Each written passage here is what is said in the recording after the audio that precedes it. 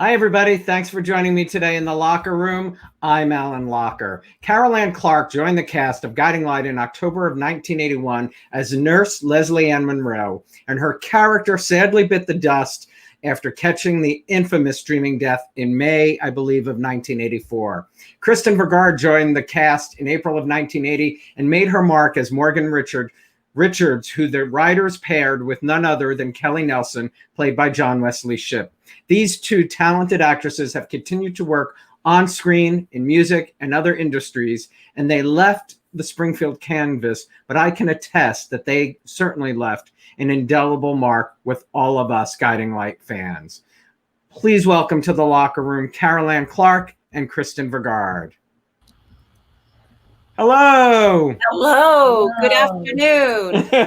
Thank you both for being here. Like I said while we were talking, people have been asking for you folks for a long, long time. Great. When you hear the name Guiding Light, what does it automatically conjure up for you, Kristen? Wow. I honestly think of the beginning, Bert Bauer, and how I was just sort of the kid in the mansion with all the stars of the show, because my father had just died and my mother was just about in to a go car to prison. crash, right? In a car crash? Yeah, he was killed in a car crash. I started in a coma, and my first coma that's easy. Comas. They made it easy for you. Yes, I was lying there. Although it's hard to do a coma because you fall asleep. Wake up in the middle of the scene and go, "Oh God, don't move." And Carolyn, when you hear the name Guiding Light, what does it stir up for you? Oh, my most fun years as a kid in New York, 20s in New York. And finally keeping me in New York because I was about to quit acting had I not gotten a gig where I could make a living as an actor. 5 years of waiting tables, commercials, but I was going to return home. So, and also my grandmothers had both listened to it when it was a radio show. Oh, yeah. Love that. Do you remember any of the places where you were waitress in New York? Oh my gosh. Yes. My last waitress job was Wiley's Ribs and Chicken on First Avenue. I opened it. And I opened it with the owner rather. And when I found out I got the role after numerous callbacks, I threw the apron off and I said, "I'm not coming to work," which wasn't very nice to me. But also I was the hat check girl at the Russian tea room. Wow. A lot of well-known coats came through that. Yeah, for sure. People just fling their coats on. I could go on. For sure. They certainly did. So let's go back. What do you remember when your agent called to say there's an audition for this role on a soap opera? Kristen, what do you remember about going in for that? I was excited. I had just started at Juilliard in orchestration. I was studying right across the street, which was funny. It was right across the street. And I was a little bit because where was that? Where was Juilliard? School is on 66th Street, and so is ABC. They're literally across Broadway from each other, and so I had just started the extension program, or I mean, I'd been there about a year and a half, but I hadn't finished my my studies, and so I got the audition. I went in and I got it, and I was like, all right, well, that's good. Working was always good, but it was sort of a bit of an interruption. I thought I would go back, and I did not. So to Juilliard, you mean? Right. Did you have to screen test with John Wesley? I honestly don't remember. I think I kind of got it kind of quick. I don't remember doing a lot of auditioning. I remember doing some, but no, I think I kind of came in for a reading as far as I can remember, and then because I was originally paired with my boyfriend on there was Floyd. Bacon. Was it oh right, Tim. Bacon was my original boyfriend, but he was drinking too much, and then me and Dr. Kelly Nelson fell in love. So yeah, yes you did. But it was really sweet. It's very sweet, and there was a lot of action. Kelly saved me from Duke the Pimp and all that fun stuff. Remember, I ran away to Chicago because I was all upset. It was cute. It was very, almost a modern Oz thing. I was in Chicago meeting all these people, and they were out to do bad things to me, but Kelly saved me, and soap opera style. It was fun. Soap opera style, exactly. Yeah. And Carolyn, what do you remember about your audition? My audition was very confusing. I auditioned opposite John Kelly. I had and I was really like, I'm going to have this. Well, they hired Jennifer Cook, and Jennifer replaced you, right, Kristen? So Jennifer and I were in the same screen test, and there was lined up 8 girls. And I looked at Jennifer being swung around in a circle by John Wesley Shipp, and I'm like, oh, she has the part. And I have to go and screen test now. Like, the producers and Jennifer was such a doll. But I knew she had the part. It was the one time in my life where I still tell my sons, when everything says no, you've got to keep with the yes. I wish I could recreate that in my life as I've gotten older. I went in and I'm going to show them. Douglas Marland wrote the part of Lesley Ann and said to Betty Ray, the casting director, I found this out from Douglas years after what happened. And he said, I'm going to Europe. Betty Ray, have Carolyn Ann Clark back to read for Lesley Ann. She forgot to have me back. Douglas cast me off the screen test for that original part that Jennifer for Morgan for the. But it was all a hush hush, Kristen. It was like, but that's where it was a little crazy. So I didn't know until 3 weeks later that I got the part, and it was one of those times in your life I couldn't let go. I knew I did a good job. So it's kind of cool when you stay with something. Yeah, you never know. When it's a family thing, like with Doug Marland and those group, if they liked you, they would. Because I ended up doing, I think, a little thing in other soaps for them, and like, for example, I did an audition for an Amazing Stories once, and I didn't get the one I auditioned for, but they just cast me in another one. I didn't even audition again. They just so things like that happen if they like you. So true. Well, correct, if they like you, and it's always smart to do your best. Whether don't let the other people in the room get in your head. Correct. Do your best. Do your best. Yeah. Kristen, was it your decision to leave when you left? Well, it was really kind of I was 16 when I got this part. Wow. And then 17, 18, I was just turning 18. And honestly, the soap opera thing was, I was doing some music things, and it was a pretty hectic schedule as far as you're in there before it gets light out, and then you're there until it gets dark out. 1 hour in between, and it really was it took a lot of, but I think that I was on a cycle. You do your, they do the whole money thing in between the cycles, and I think they knew that I wasn't going to sign back up, so they were like, well, quick, we don't want to sign her up for 2 years if she's not going to hang out. They wanted to find somebody as beloved. They had made me into a beloved character, so they wanted. It's difficult on the soaps to transfer. If you built up a character as much as they built up Morgan, then to just suddenly switch it to another person, it really throws people off. And in the end, I think that they sort of, in the end had to change their focus. Like, Morgan became this other thing that it might not have even done if I had stayed, and then they found a new character to kind of grab people, because that's what they end up doing when you switch out. But I was just such a kid. I was a kid. You were a kid, 16, and being thrown into playing 16. And a romantic lead. I mean, you were. Oh yeah, I was like I was up in Kent Falls doing the Laurel Canyon. Thought we were on TV. Oh, Laurel Falls. Worse, but it was like Laurel Falls. Because we had to shoot it all in one weekend. So I was in there with John Wesley Shipp. I was in the water making out with Kevin Bacon, and in real life, I had barely had a real anything. Oh my gosh, I didn't know that. Yeah, it was interesting. And then I was raped, first kidnapped, then saved, then kidnapped and raped, and I laid on the floor for 2 weeks, which it was like 2 weeks that took 10 minutes, one of those soap things. And I just had to lay on the floor all day. It was a weird, I thought, this is strange, but. and you were, there for a year. So that's a lot of story, basically. I was there about a year and a half. I was there over a year. I went almost up to my 2-year thing. They kind of. A lot of story in that short time. They jammed a whole lot of story into Morgan, and with Nola and Kelly, and people loved it. We worked 5 days. Well, also, I think, no, I'm mixing up. One of our fans, Jeffrey, just said, Kristen got the wedding, but Jennifer got the honeymoon. Oh, that's true.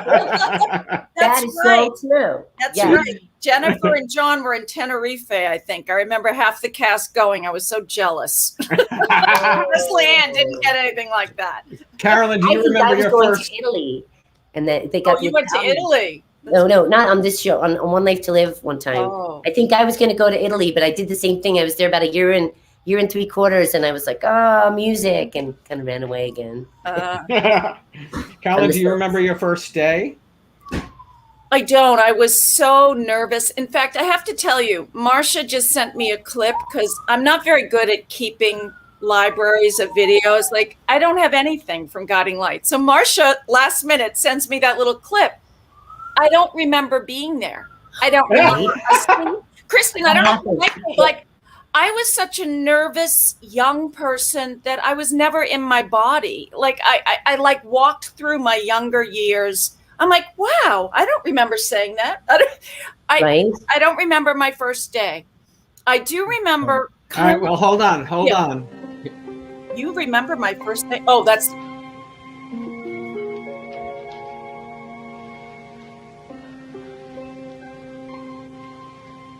Good book?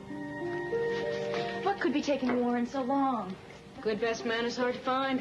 How many minutes do you have left on your dinner break? 11. I'm sure he'll be here any minute. I hope so, Miss Monroe. I just thought of something. I love this part. In a few minutes, you're going to be Lesley Ann Andrews. Lesley Ann Andrews. That sounds funny, doesn't it? It lacks a certain ring. Maybe you ought to stick with Monroe. Well, I'm not going to have to worry about that for a while if Warren doesn't get back here soon. Here I am with my best man. Warren, you can't be your best man. Well, it doesn't matter to me. I'm not a sexist. That's true. He treats both men and women with equal contempt. Can you keep a lid on it, at least for my wedding? Sorry. Is there some... Now, that wasn't your first day, was it? No, that was one of my last scenes, I think. Toward the end when we were getting married, and then Floyd was heartbroken. It was the triangle with Floyd and him. And no, and I miss Warren. I didn't keep up with Warren. I was very close to him when I first came to LA as well. Boy, we had fun. We had some great laughs. I don't even want to tell you what he did with our first bed scene, but I'll tell you, but I'll keep it in code. He brought a banana to bed. I had never met this guy. And my back is toward him, and I feel this. That's Warren Burton. Well, oh, my God. I love that. He put me at ease. The jokes on set were fun. Yeah, that was fun. Warren was a great character for the comic, total comic relief. Who or what influenced you both on becoming actresses? I mean, Kristen, you were so young, but was there a moment that you did? Really an answer to babysitting. I had a young mom who was an actress, and the first couple things I did, it was because they didn't want to leave me at home alone, even though the fire department was across the street. They said, "Well, just bring her. We'll put her in the show." So, literally, that's how it started. Oh, so like it was mom's way of babysitting, not you babysitting. Yeah, literally. Wow. Yeah, it was 6.5, 7. Yeah. Wow. And Carolyn, for you? I think my dad always was frustrated. My dad was an amazing singer. He went to Boston College and then went the business route. But he had this gorgeous Irish tenor. He ended up recording in the 60s outside of Boston. So with 8 kids, you can't quite start a musical career, but he should have. He was as good as Sinatra and Bennett and all those guys. I still have his recordings. So that inspired me. At 10, I was in a Jordan Marsh. I was a model for a year, and I sang during the talent portion. And then at 16, I was touring around Vermont with a summer stock company. I was the youngest in the company. Again, musical comedies. David Marshall Grant, Bess Armstrong, both of them went on to very successful careers. And I was singled out of the chorus by one of the reviewers out of these kids who were at Ivy League colleges. They were older than I was. And I think that's when I got the bite. So I was going to be going to child psychology at Regis, an all-girls Catholic school. And 2 weeks before I was supposed to go to Regis, I told my mom I'm going to New York to be an actress. So I was not supported. I went with $300 in my pocket on a train, knowing one person, slept on his couch for a week, and the rest is history. Wow. Well, it's funny because one of our fans said, I saw Carolyn in 1977 in summer stock in 4 shows, Guys and Dolls, Mac and Maple, My Fair Lady, and Robber Bridegroom at the Theater by the Sea in Matunic, Rhode Island. Hello to Mr. Rhode Island. I'm coming back to Rhode Island by July 1st, so I'm coming home. That is so crazy. Well, I left New York for another summer of stock. So I went to New York in 76, and then I love summer stock. So yeah, that was cool. Summer stock, Rhode Island, summer stock equity? That wasn't equity. I didn't get my equity card till I went back to New York and then did a regional theater job at the Barter Theater in Abingdon, Virginia. And you know, Kristen, I'm so regret all these years I'm SAG-AFTRA and I let go of my equity. And now that I'm older, I'd love in retirement to do some equity shows. You know what I mean? So I'm going to contact them. Yeah, you should. Yeah. I probably owe hundreds of thousands of dollars for all these years I let it lapse. It's raining. Oh, wow. It's raining here, so I might go in and out. Okay. It started raining. Oh, I wish it would rain here. We have the horrible drought in California. Yeah. Oh, wow. Kristen, when did you realize you could sing? You know, I feel like everybody can sing, but when I was little, no. Not like you, Kristen. No, I cannot. You know, can Bob Dylan sing? I mean, everybody has a voice, but when I was little, I listened to a lot of records, my mom's records, my mom's boyfriend's records, and all, you know, my dad's 8-track tapes, and I used to try to emulate, I used to try to match their volume or sound when I was by myself, and I was obsessed with it, and I would really try to match. Like I listened to a lot of Stevie Wonder and just listening to a lot of good music, but since I was a little kid, first song I sang on stage, I was dressed as Toto the dog, and I sang "Get Happy" at the beginning of my show when I was 7, I think 7 and 8, something like that. Yeah, wow. And it was fun. You know, it was a fun situation. It was underground at the. Wow, that is storming there. Oh wow! But it was at the Mercer Art Center, and that was a beautiful time in New York City. Mercer Art Center. Yeah, it was awesome. That's crazy. And I want you to put a plug in for Kristen about her voice, because tell everyone I Googled Kristen so that I can see what she's been up to. And her song, I saw that movie years ago and I had no idea that Kristen recorded it until yesterday. Oh, where she filled in for Ileana Douglas's voice in The Grace of My Heart. I Singing in the Rain did.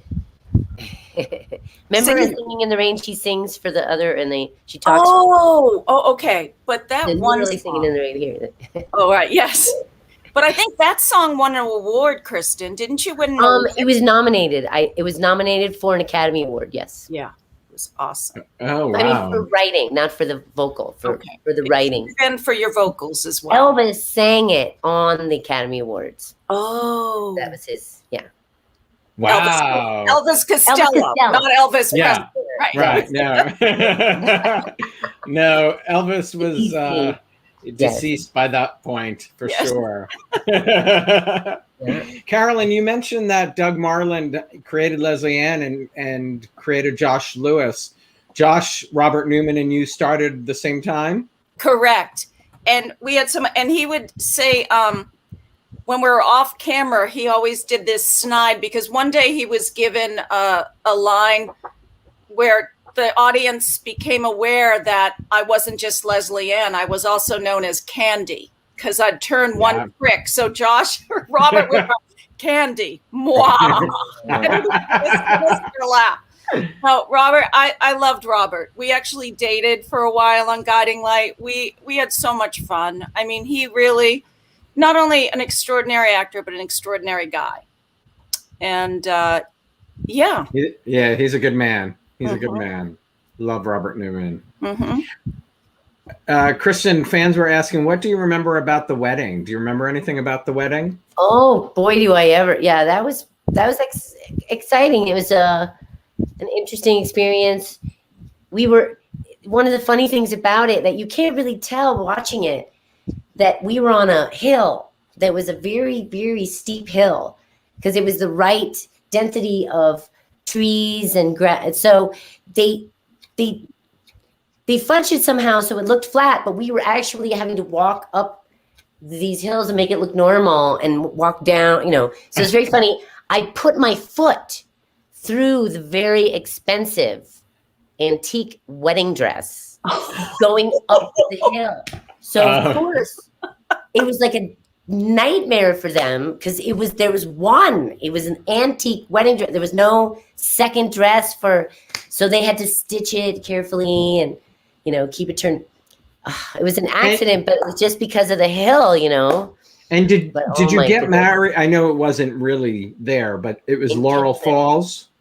It was in Laurel Falls, which was Kent, Connecticut. We did that all the same weekend when I was making out with everybody in the. Oh my God! I was always in the stream. That was my special place that I felt safe in. Oh, right. They always, yes. I totally now just had a visual of you guys all swimming. They shot this stuff all in one weekend, including the wedding, and then they spread it out over the whole year, because it was one thing. But I had to do an awful lot in the weekend, as a 16-year-old. I think it was 7. By then I think I was like almost 18. Yeah. Wow. It was funny. But one time, and here's an interesting one. The last shot of John looking up at me that we'd shot. I forget where it fit into the story, but we were finished for the day, and they were like, well, you don't have to sit up there for him to look at. I said, no, I'll sit up there so he can get his eye line. And we were all done, and it had been such a great day, and we got through it all. And I was sitting up on the rock where there was a pool and a rock, and I was way far away from them. And I'm up there singing away, and I had my hand in the water, and I looked right next to me, and there was like a copperhead, like sitting up. It was just sitting up, listening to me with the ball, and it was treading water right next to me. And I was like, I was like, oh, and it went over the falls. So that was an interesting moment. It scared the crap out of me, but I was like, oh crap. But I had I don't know. It was just very interesting. Music, attracts everything. Hanging out right there. Treading water. I love that.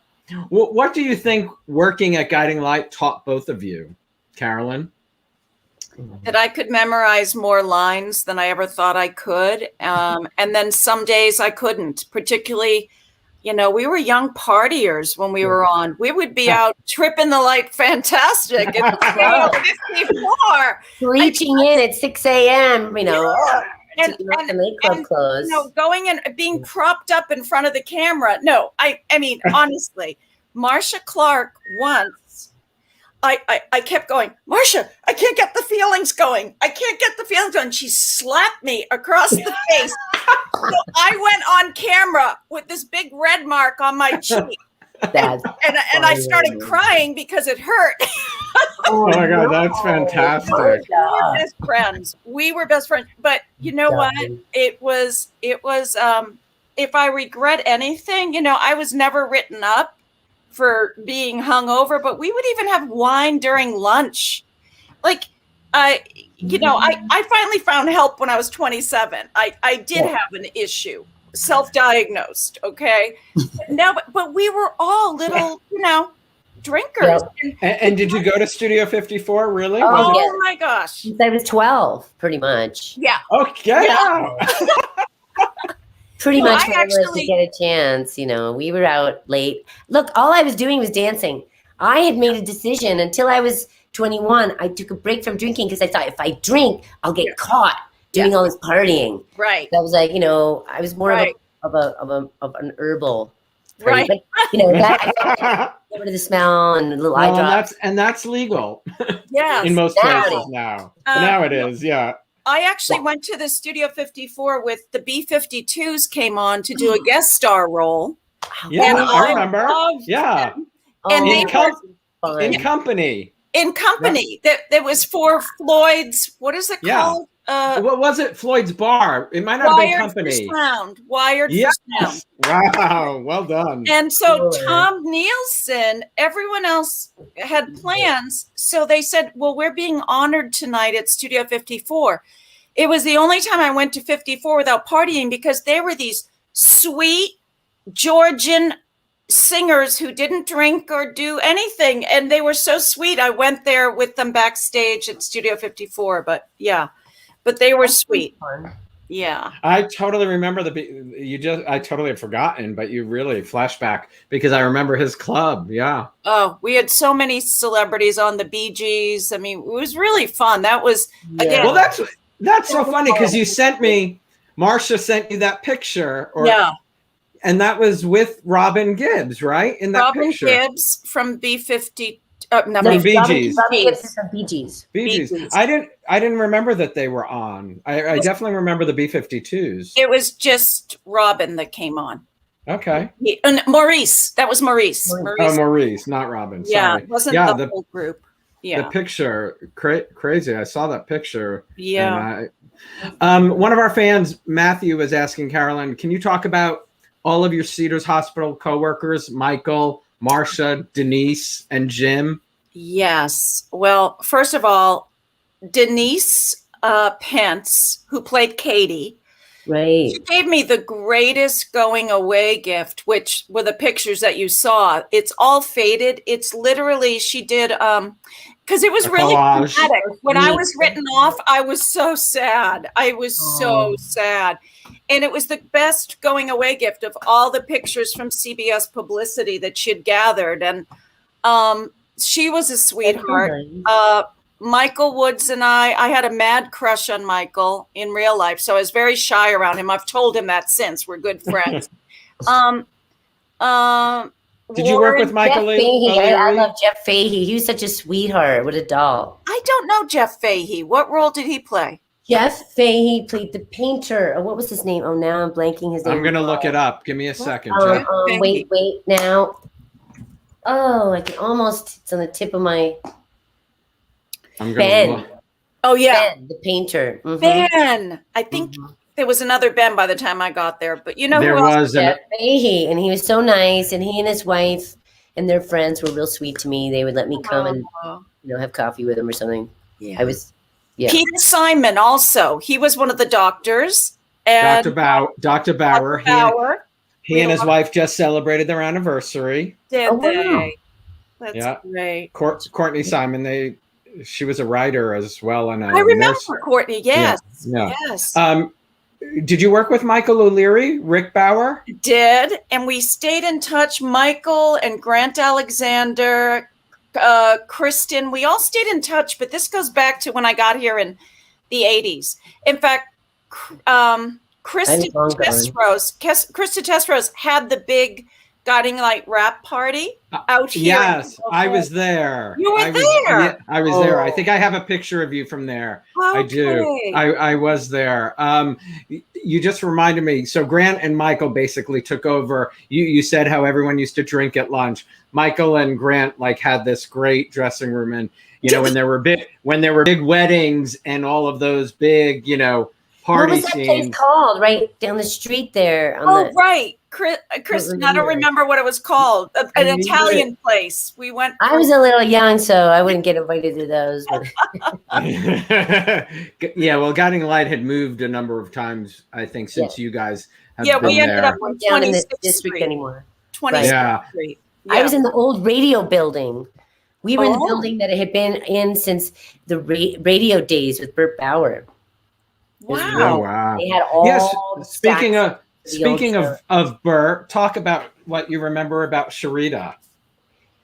Me? Yeah. Both. Awesome. She was very protective and loving of me. And she was always watching out for me. And she would be tough on me if thought that I should, get rehearse more or something. She's very grandmotherly to me because she played kind of a grandmotherly character and she sort of took that role over in real life because I really was a kid. She was very sweet and protective. Everybody there was. The older contingent, the established contingent were very loving and because they had all been there. I mean, we all got hired as a reaction to the Luke and Laura thing happening on ABC. Before that, it was like a bunch of, grown up, wealthy people. And then suddenly they had the kids, which was us. You know what I mean?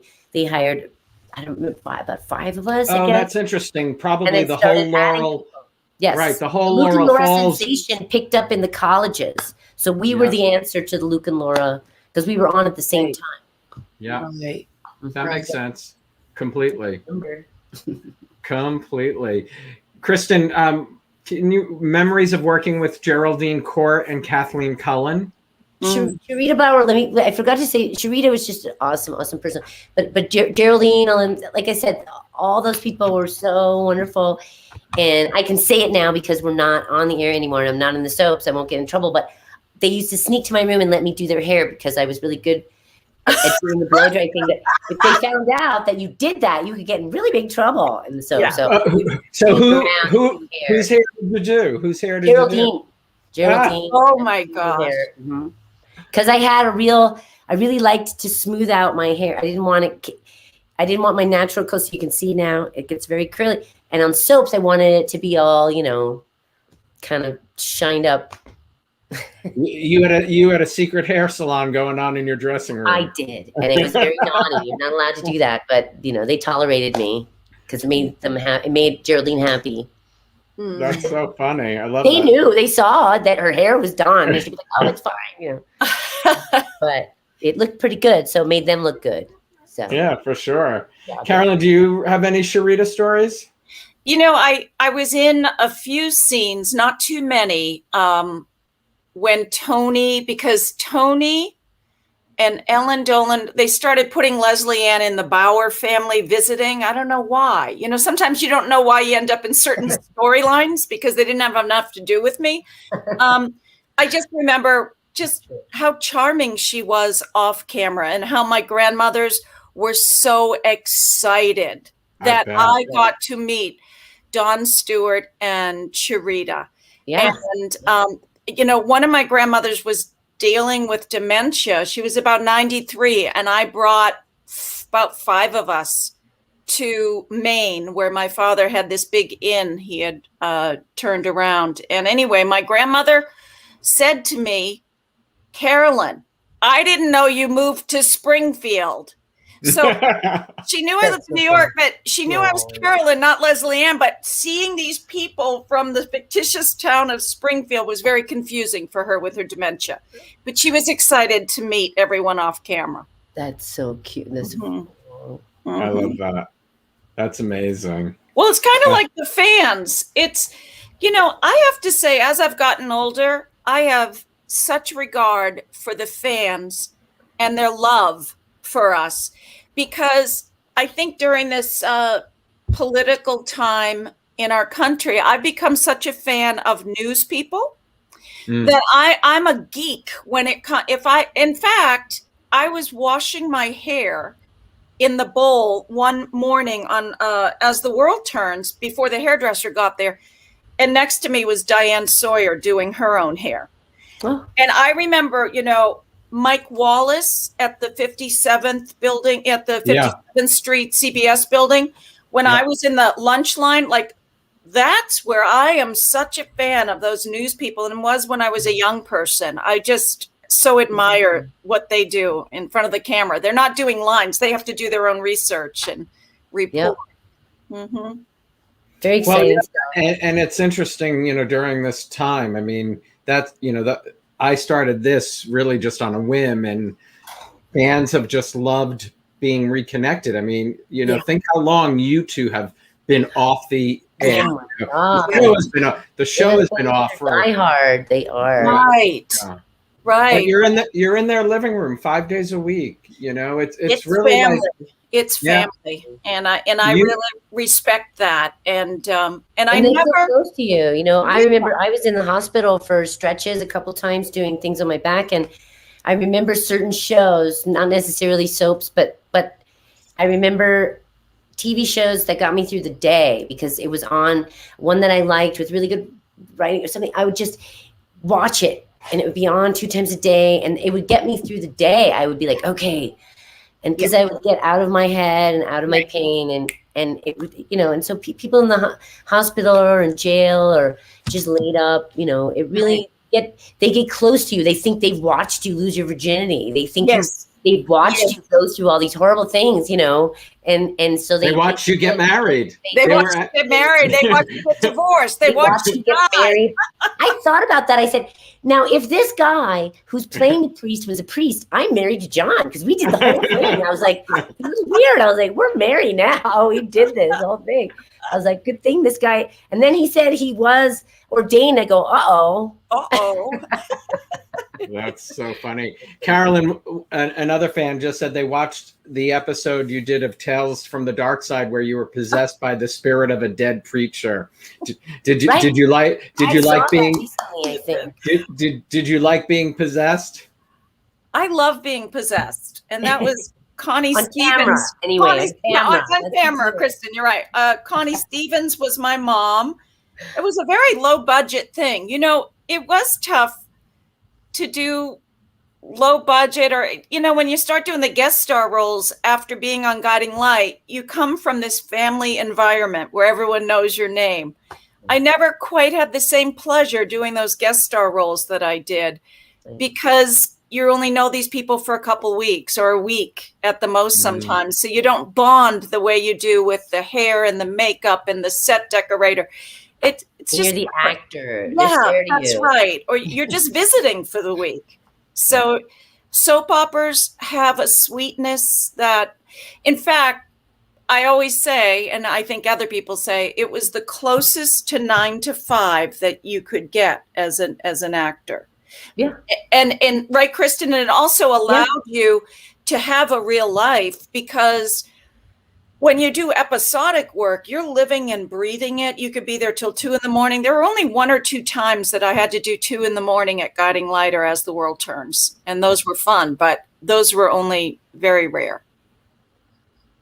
Yeah, those are usually large events or something like that. The ballroom scene. The Christmas party, a wedding. Yeah. A funeral. A funeral. Or a big accident with a fire or some crap, right? Yeah. Exactly. Exactly. Kristen, have you missed performing live because of the pandemic? You know, I have missed performing live since I've been home with my daughter, I didn't realize when the pandemic hit, I realized that my husband and I have been in quarantine for years and didn't know it. We just stayed home. You know what I mean? We just stay home. How old is your daughter? What? How old is your daughter?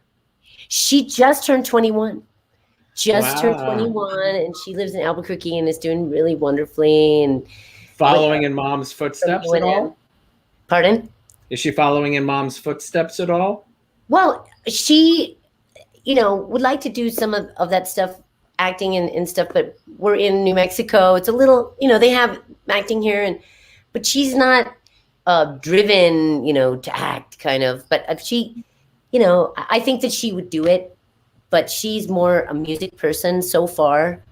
You know, she did a lot of acting as a little kid. She got drafted by her friends because I wasn't a big put my kid in the business person, not really. But her best friend, I trusted the place that one of her best friends and their parents were, you know, paranoid and crazy like me. So the school was very safe, and she got drafted because her best friend wouldn't go there unless she went.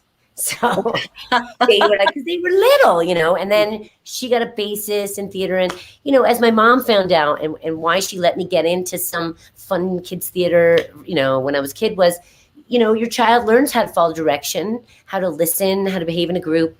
Because in a theater, at least also in the off Broadway, if you don't do it right, they'll tell you.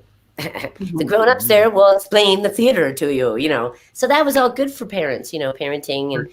And so she got kind of drafted into a lot of theater as a little kid. And then in her high school years, they had a lovely theater up here. You know, I never did any theater in school because I was working already.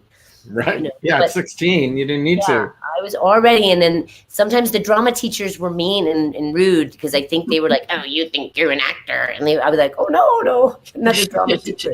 So I never took drama in school except the one semester you had to, you know.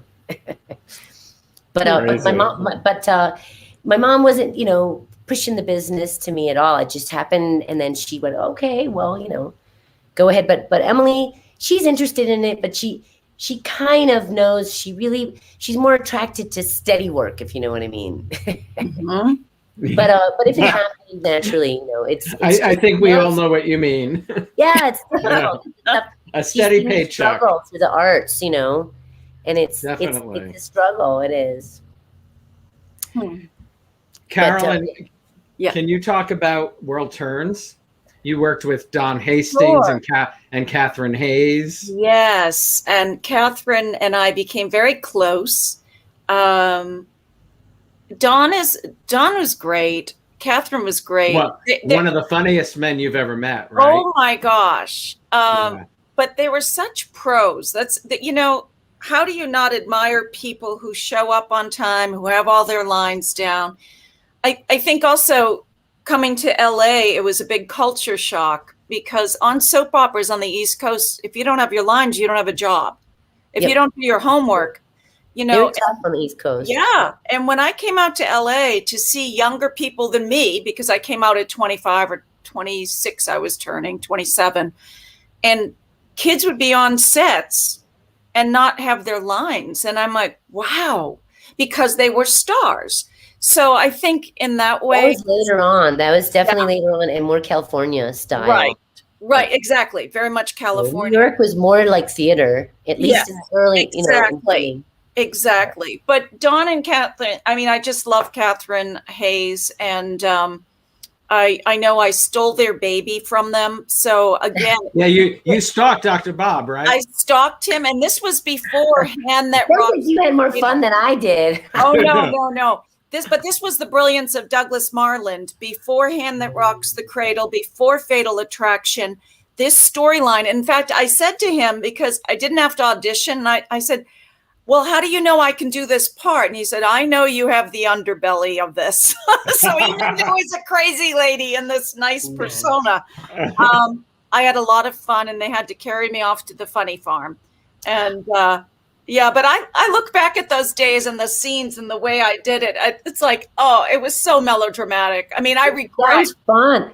Well, the soaps are so different. It's not like television, movie, or theater. The soaps are different because they want a certain thing, and they need it a certain way. They don't have days to get it right.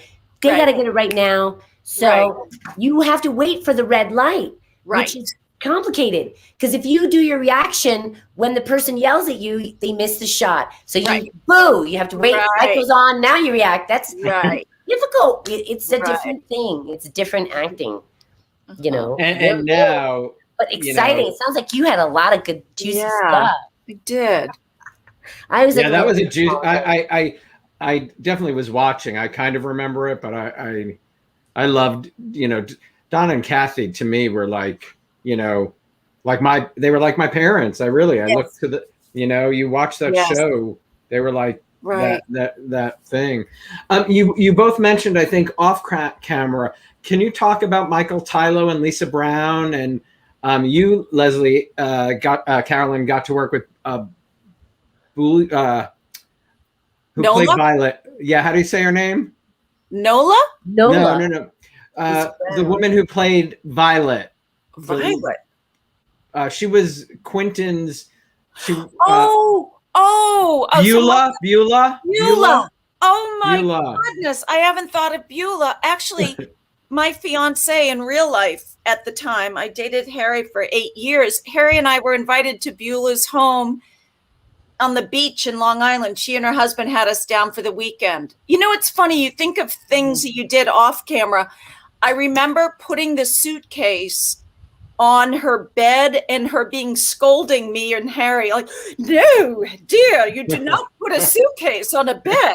There's a whole like I just remembered things like that. But no, Beulah, Michael and I flew to a lot of events together. Oh, nice. We had a good time. It was fun. Mrs. Renfield, right? Mrs. Yeah, Renfield. Mrs. Renfield. There you go. Violet Renfield. She was a wonderful. Thank you, Jeffrey. She was someone's. Yeah, they all. That's the other thing. Yeah, they know everything. They know everything. They remember, Right. and that. Well, I mean, I was a fan. I do not remember everything. It is that to me is what is so incredible about Daytime Fans, because you know, Mrs. Renfield is 30, 40 years ago now. Yep. Right. You know, like they just. I know, Mrs. Renfield. It's really remarkable. It really is, and I can understand the sadness when we went off the air of losing. I mean, although there was 20, 30 years beyond that went on after me, 20 years later, it was still on with some of my friends. But yeah, you lose your family when it's off the air. I know it now because of COVID, binge watching for the first time in my life, certain TV series and falling in love with characters, and then the loss you have when the series is over. Like, oh no! I know, you're like, oh. Has anyone seen Outlanders? I love that leading lady. She is so extraordinarily talented. Oh, I don't know what. I have heard of Outlanders. Outlander. Oh my God, you've got to watch it. Outlanders and the charming Irish actor, a Scottish actually. The two of them together. I haven't seen chemistry on screen like those two in a long while. Like I'm pretty picky, so everyone should binge watch. Yeah, it's a time travel show. They go back to the 1700s and then fast forward to the 1960s. It's really cool. And I'm usually not in a science. I think maybe I saw that. Maybe I did see that. Is it possible that Beulah is? Do you know if she's still alive, Carolyn? I do not know. Because one of our fans, I think, just wrote and said that she turned 100 on June 12th, if she's still alive. Oh my gosh, I remember. Wow. Now her husband's name just came to me, Bernie and Beulah. Oh my gosh, I'll have to look her up. Somebody said she's still a spry woman at 100. Oh my goodness. Wow. But don't put your suitcase on her bed if you go to visit her. Don't do it at all. Definitely don't. Kristen, tell us about your band so fans can pay attention, look out for them. Well, Julio is a lot of fun. We just played, we opened for a thing called the LA Maggots, which is members of Parliament, members of Brides of Funkenstein, together in a band called LA Maggots, and they we played and also with a band Manifestati, my friend Lady K, Renette's new band, but I'm actually in a new thing with two of my friends called Social Creatures, which we've just started writing. We just formed, and I met my drummer, which I love, and we're just starting a thing. So that's going to be a lot of fun. But Trulio, we've been doing it for 40 years, the other band. That's just it's a great big funk band. There's hundreds of unofficial members, or they're official members, but they're unofficial. There's the original 28, which is funny. But there's the original 28, because we used to have concerts and we'd have 60 people on stage wandering around, and everything. No, there's too many people on stage. So we had to pare it down to 28, which is funny. And you sang backup for the Red Hot Chili Peppers and Fishbone? I did. I sang on a couple records with Fishbone, and I sang on a couple records with the Peppers, and I did the first part of the Mother's Milk tour, like a few months, like America, Canada, and Upper Mexico, about 3 months with the Mother's Milk tour. That was really fun, really exciting. That's amazing. Yeah, and do you have 3 solo albums? I really have one album that was put out by a record company. I did some other recording with an artist, Chris Bujol, and he put it out independently and was helping me. He named the album God Loves and Angels, which I would never have named my album God. Yeah. It was very arrogant. I thought, the album's God, you maniac. And then he wouldn't let me. So that threw me off really badly. I was like, you could have named it Dog Spit. My friends would have watched. But whatever. Kristen, did you get your vocal training at Juilliard? Is that why you're so good? No, I actually was studying classical orchestration in Juilliard. I didn't do any vocal. Wow, that is impressive. Where did your vocals come from? Because man, can you sing? I grew up singing and literally I was on Broadway 3 times as a little kid. Okay. There was it was like on the job training where I really just, honestly, I started singing on the stage at the 13th Street Theater with Edith O'Hara's beautiful 13th Street Theater. And I, like you in a repertory company, I was the youngest one. So I played boys, girls, dogs, cats, pterodactyls, everything. And I just learned all the songs and I loved working in repertory. But then, my first big audition was Annie and I got Annie. And then I did Annie, Hair, Richard Rodgers' last musical. But I had a coach that I got from when I was doing Broadway. Broadway is such a lot of singing, 8 shows. For a little person was a lot. So we got a coach named David Soren Collier, and he was amazing. He worked with people who had lost their vocal cords with cancer or accidents, and he knew some medical stuff. So you could call him with a hoarse throat, and he would work with you for an hour and get you back on track. He was a miracle worker. Wow. And I remember some of his exercises. I was the bad girl with the exercises, but he was just amazing. He worked with Ben Vereen and Liza Minnelli and people like that. His daughter. Do you do the exercises today?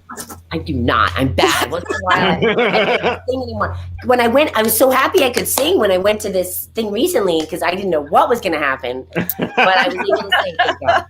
And I didn't go hoarse, so it was a miracle. I think it's because I came from almost 8,000 feet down to sea level, which literally turns you superhuman. You're like, I have energy and, that's so interesting. Get used to the altitude. The air quality. So I had good lungs. One of our fans, Brad, said, why don't these women age? Oh, thank you. You're so sweet. I'm aging now because I'm baking under my skylight in this California heat today. Oh boy, have I aged. But, thank you. Very sweet. I think it's becoming a mother late in life has helped keep me more youthful because I adopted Jared when I was almost 46. And Justin, my genetics, Justin was born just before my 40th. So I'm still trying to get a boy out of high school and I'm turning 63 August 1st. So I did notice that you were an August 1st baby. My sister and you share the same birthday. Oh. She will be 60. She will be 60. Really? Yeah, and Lisa Brown was August 2nd. I always remember. Oh, wow. Okay. Yeah. So what do you remember about watching Lisa? I was extremely intimidated by Lisa. I came on, like you asked my first day, all I know is I was kind of awestruck by her talent. And I was working opposite her fiance in real life, Tom Nielsen. Yeah. So I had kind of some difficult times with Lisa. I didn't get the welcoming I thought I would, but Marcia, everyone else. Hardcore professional, very, very focused actress and very much so. To me, but she was, because you worked with her for a long time. Yes. And her character was so intense and was so she wanted Kelly. She wanted Kelly pretty bad. I had a lot of respect for her, but she did so well on our show. I mean, she brought it. You know what I mean? She wanted your husband. She wanted your man. Basically a confused youth, which that's easy. You can look a little befuddled, but she had to look focused, and she had to look like the innocent. Yes, it's hard to play the bad guy, and she did it so well because she always played like the victim. I was supposed to be the victim, but she played the victim so well, and she didn't ever play the evil girl, and that's what worked with her. So I really respect her work. But also, she was on Broadway at the same time. I remember going to 42nd Street to watch her dance. I'm like, how does Lisa do it all? That was my high school. I went to see her in high school. It was our trip to the city. Really? Yeah. That was my first, I think, Broadway show was 42nd Street with Lisa What Brown high in school it. were you in, Ellen? What high In New school? Jersey, in Richfield, New Jersey. Okay. But yeah, which is basically right outside the city. Right. But my theater teacher took us, and I remember it was Lisa Brown, and it was incredible. She It was was incredible. Yeah. Yeah, and to do soap and a Broadway show at the same, that's like. And her Kudos. work. They have to on work the together. I'll tell you that. They'd have to work together. And she was lucky they did. Because if they won't, one thing that was difficult when I was a kid was, especially on Guiding Light, was that the soap, their attitude was very much like, this is a job. Go get a tutor. They were like, and my school, I was in a normal school. And so, and I worked I worked so much on the soap, but my normal school was like, well, this is your education, your dumb job on the side doesn't matter. So they would not work together. So I would always be screeching in, like pretending I was going to the bathroom and leaving the last part of the class just to get on time because they would not cooperate. And I somehow managed to pull it off. Like, wow. Yeah, that was not easy. Yeah, I can't imagine being a student. So changed a little bit, and they wanted her. She was so great that they worked together on that schedule. They had to. They've come a long way, I think, with education and allowing kids who are acting. There's so many. I didn't want to go to some actor kid school. I just wasn't attracted to that, Yeah. And then, in the end, I'm glad I did that, but it was hard. That was a weird decision I made. Sure. Yeah. Carolyn, can you talk about what you remember about The Cradle Will Fall? Oh, that was so much fun. James Ferrantino and Lauren Hutton. Lauren Hutton? Yeah, right? I think Lauren Hutton. And Jerry Verdorn was in that. Jerry Verdorn. Yeah, we only had a few scenes. So they married Guiding Light. About 5 of us from Guiding Light were invited to do this Mary Clark Higgins Cradle Will Fall TV movie. Mary Higgins. Yeah. So that CBS brought in some daytime people to do this nighttime movie.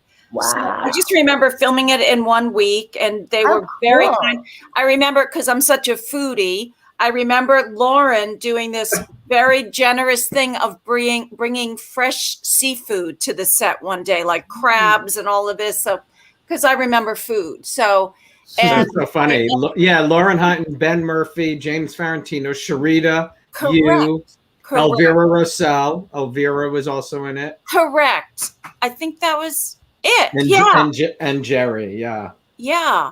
So we were welcomed, but again, it was like we're guest starring, but we're an intact cast just visiting this cast. So cool. Mm-hmm. I forget where we shot it. I don't remember much about it. I mean, I remember it. I'm sure I watched it. It was 1983, I believe. Yeah. Carolyn, when they told you were going to die by the dreaming death, what do you remember? Oh my gosh. Well, beyond knowing I'm going to miss my friends and miss this 9-to-5 job, because then all of a sudden you have to start auditioning again. What I remember most is Harry, Kristen, maybe you remember Harry Egar. Do you remember that director? Harry Egar. He took me to the side and said, I had a real near-death experience. This is a really important scene to me. And I had read all the books on near-death experiences. I'm very much into that because I love hearing stories about heaven or an afterlife. And so I really got into it. So I was so thrilled that I was blessed with such a pretty ending. It was a really nice to get to die is kind of an exciting thing that I've never died. I've always been replayed. But they had me twirling toward the light, like the guiding light. They had me twirling in a negligee toward the light. Awesome. Love that. Are you kidding me? Well, because the original thing was the radio. It was an inspirational radio, Yeah. Right. You got to actually go up. That's so great. Yeah. Father Rutledge. Father Rutledge was the priest back then. Right. It's crazy. Yeah. So crazy. It's crazy. And Carolyn, did you make a choice to leave the business? Is that at some point? No, I have to say, after I worked continually until I turned about 35, I had a lot of guest star appearances that. Yeah, you've done a ton of things. Yeah, and that was all great. I think when my agent let me go when I was 35, it devastated me. I'd brought money. And so I already had to deal with being put out to pasture, because if you're not a major star, and probably I didn't have the right representation, but I didn't have that hunger. Something in me always wanted other things. I've heard the business has changed. That ageism thing has shifted again. It has. Yeah, I quit in my 20s with a letter like, no more acting. Yeah. But I heard the ageism was so bad, even in music and acting. Yeah. And rock and roll and acting was terrible. It really was. The lawyers used to tell me to lie about my age. I said, I can't lie about my age. No. Forget about that. But I heard from the sane lawyers that that's not true anymore. Honestly, right. Right. But I went through a divorce and had to find a way to support my kids when my youngest was only a year old. And it kind of came to me, this end of life stuff I've always loved. And I think more actors should look into working with Alzheimer's. Someone on my street saw me kind to her elderly mother and said, I'm the manager of Sunrise Senior Living. So I went through this training. And I'm able to follow. I think like I'm an Alzheimer's whisperer. I can communicate. Well, I'll keep your number. Yeah, for all of us, Kristen. I still fear that disease more than anything. Yeah, I agree. My mother-in-law had dementia, and I have a lot of my best friend's mom has it. And it's such a scary disease. It is no joke, correct. But I think what I have done is let family members know their loved one is still there. Talk to them, even if they lose their ability to talk. When you talk to people as if they're still there, what I try and do is get into walking in their shoes, because if I were trapped and lost my ability to speak, I'd want someone to say to me, isn't it a beautiful day? I have had people just crying because I kept talking to them in that way. Because they didn't have the words. When they can't when their family member doesn't remember them. I know some of my family, it frightened them with my grandmother, and I was the one who could call her and just talk to her, and she remembered me longer just because I didn't get upset when she didn't remember. There you go, Kristen. A lot of people you can't get upset. You really can't. It's not their choice. It's not their choice. They have no control. Right. My daughter gets upset when I make her call my phone 40 times a day already. But I think I still have the fantasy of returning to my acting in retirement, and as I go back east, I'm going to put my foot in the water in Boston, put my toes in the water rather.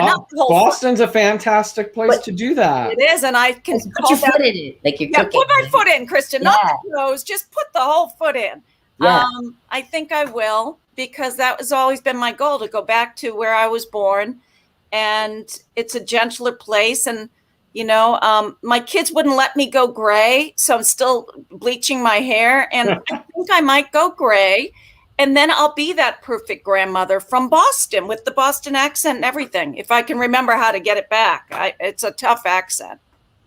Boston's hard. It is. Do your boys? What's that? But it doesn't match the wrinkles. Yeah. That's, Kristen, the picture you sent me, somebody said, what happened to her freckles? In the picture. No, my freckles come and go depending on how much sun I've had. Like that picture, those pictures were taken in the winter, and they retreat. And then when I'm in New Mexico, the freckles come out a little more. That is so funny. Carolyn, do your boys, are they, thespians or? No, their dad was a performer. He's a stand-up comedian. He was very successful. And so I think they've been around the business their whole life. They're both very creative kids. My older boy, Justin, just graduated with a sports management degree, and he is starting an internship today with the biggest sports agent in the business, Lee Steinberg. So Lee Steinberg, the movie Jerry Maguire was written about him. So Justin, that's what I thought. Okay, yeah, awesome, amazing. So, and he's a very sports-minded kid. And anyway, And I think my younger boy is more, computers, it's computers all the way. So he's going to be starting that's where the money is for sure. Well, I hope he knows how to code, because supposedly getting out of school with an associate's degree, they can start a career at $85,000, which is, we need more young people learning how to code because of our problems right now with cybersecurity. So, I mean, that's the biggest thing going on right now. Mm-hmm. It has been so fun talking to both of you. Yes, Thank you so much for doing this. Ellen, Really, it was a pleasure. And Kristen, pleasure meeting you. And I hope I'll see you perform. I'll try to get in touch with you That would be great. Okay, that'd be great. yeah. And goodbye to all And if you come fans. through Taos, if you guys come through Taos, you have to contact and say hi. I will. We will, for sure. All right. For sure. Stay well, ladies. Thank you so much for doing this. You're welcome. Bye now. Bye-bye. Bye, Kristen. Thanks, everybody. I hope you enjoyed today's show. What a blast from the past. Don't forget, if you haven't subscribed to the YouTube channel, please do so down below. Turn on the notifications to be reminded of all upcoming shows. And tomorrow, I will see you same time with As the World Turns, Mary Ellen Stewart and Melanie Smith. Have a great day, everybody.